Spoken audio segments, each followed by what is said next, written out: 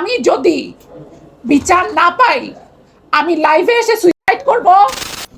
আমি এই মাত্র আমি তো সব বক্তব্য আপনাদের কাছে দিয়েছি, আপনাদের কাছে সব আছে। এখন এই মাত্র আমি নতুন একটা আপডেট খবর জানতে পেরেছি।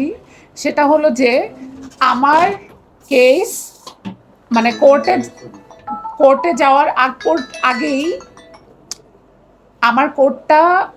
আমার কেসটা কোর্টে যাওয়ার আগেই ওই লোক যে ক্রিমিনাল আশিয়ানের নজরুল, সে জামিন নিয়েছে এবং জামিনটা সে নিয়েছে একজন বড় মাপের নেতার কাছ থেকে। এবং নেতাটাকে, তার ডেজিগনেশনটা আমি আপনাদেরকে বলে দিচ্ছি।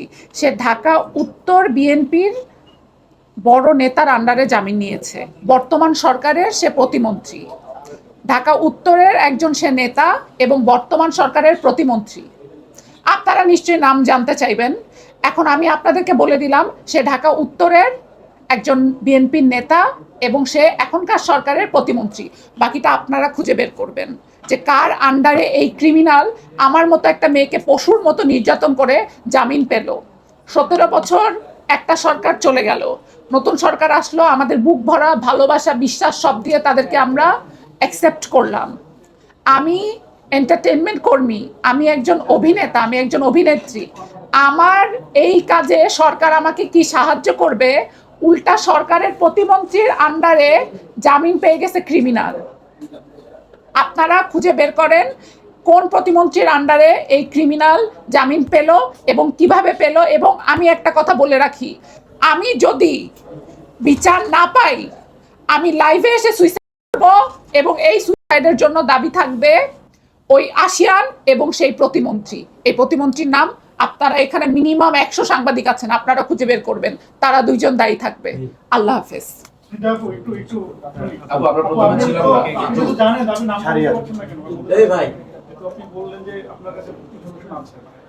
নাম আপনারা খুঁজে বের করেন।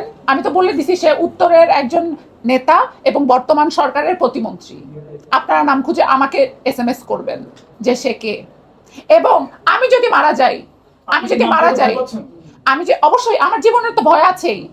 আমার জীবন আমাকে প্রতিনিয়ত হুমকি দেওয়া হচ্ছে, প্রতিনিয়ত আমাকে হুমকি দেওয়া হচ্ছে মেরে ফেলার, প্রতিনিয়ত হুমকি দেওয়া হচ্ছে। আপনার জায়গায় আপনার বোন হইলে আপনি কি করতেন ভাই? আমার একটাই প্রশ্ন, আমার সাথে কেন হইলো? আমি তো যে বাটাকিয়া না। ইমন কেন আমাকে সেখানে নিয়ে গেল কাজের কথা বলে এবং আমার সাথে কেন হইলো এটা? এবং ওই প্রতিমন্ত্রীকে, তাকে আপনারা খুঁজে বের করেন। এবং আমি সুইসাইড করব যদি এটার বিচার না হয়, সে যদি আজকের মধ্যে অ্যারেস্ট না হয়, আমি সুইসাইড করব। আপনারা সবাই দেখবেন এবং দুইটা মানুষ শুধুমাত্র সুইসাইডের জন্য মানে দায়ী থাকবে। একটা হচ্ছে যে এই প্রতিমন্ত্রীর আন্ডারে সে জামিন নিয়েছে এবং ওই আশিয়ান ক্রিমিনাল। বাস, দ্যাটস অল। আমাকে মাফ করেন।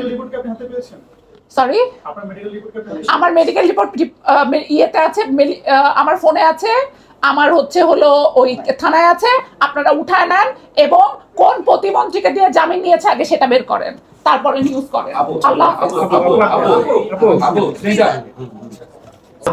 ভাইয়া, আপনাদেরকে আমি 5টা বাজে টাইম দিছিলাম,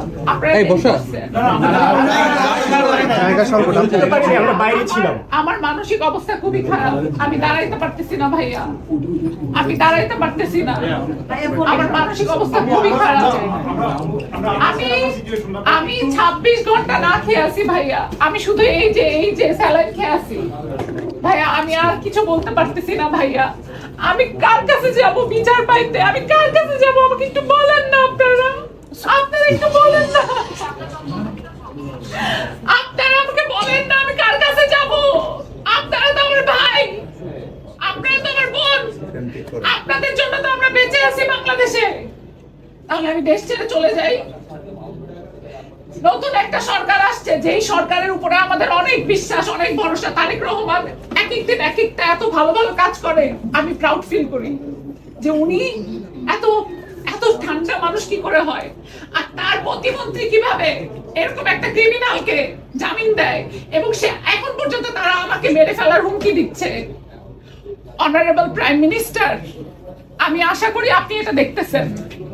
আপনার মেয়ে আছে আমার বয়সের, আপনার প্রতিমন্ত্রী একটা ক্রিমিনালকে যে আমাকে মেরে ফেলছে, অ্যাটেম্পট টু মার্ডার কেস, আপনার প্রতিমন্ত্রী তাকে জামিন দিয়ে দিল।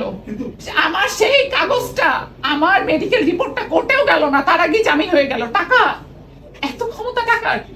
আমার একটা প্রশ্ন ছিল, সেটা হচ্ছে যে আপনি এটা আসলে কিসের ভিত্তিতে বলছেন যে প্রতিমন্ত্রীর ছায়াতেই হচ্ছে? আপনি খোঁজ দেন, আপনি খোঁজ দেন আমার কাছে। আপনি এখন যেহেতু বলছেন, হ্যাঁ, আমি কোন ভিত্তিতে জানতে পারছি, তাই তো? আপনাদের যেমন কিছু মানুষজন আছে খবর দেওয়ার, আমারও কিছু মানুষজন আছে খবর দেওয়ার। আপনাদের যেরকম লোকজন আছে, আমাকেও ডিজিএফআই খবর দিছে। আমাদের তো আপনি খবরগুলি দেওয়ার জন্য আছে, তো যদি বলেন আমার জন্য সহজ হয়। ভাই আমার লাইফ থ্রেট, আমার লাইফ থ্রেট। আচ্ছা, কারা কারা আপনাকে ফোন দিচ্ছে? আপু আরেকটা হচ্ছে আমাকে লাইফ থ্রেটিং মেসেজ দিচ্ছে। আমাকে বলছে আমি তাদের নাম এখানে স্পেল করলে তারা আমাকে মেরে ফেলবে। আপনারা তো সবাই আমার সাথে বাসায় যাবেন না। আমাকে বলছে আমাকে মেরে ফেলবে, আমার গাড়ি ট্রাক চাপা দিয়ে দিবে।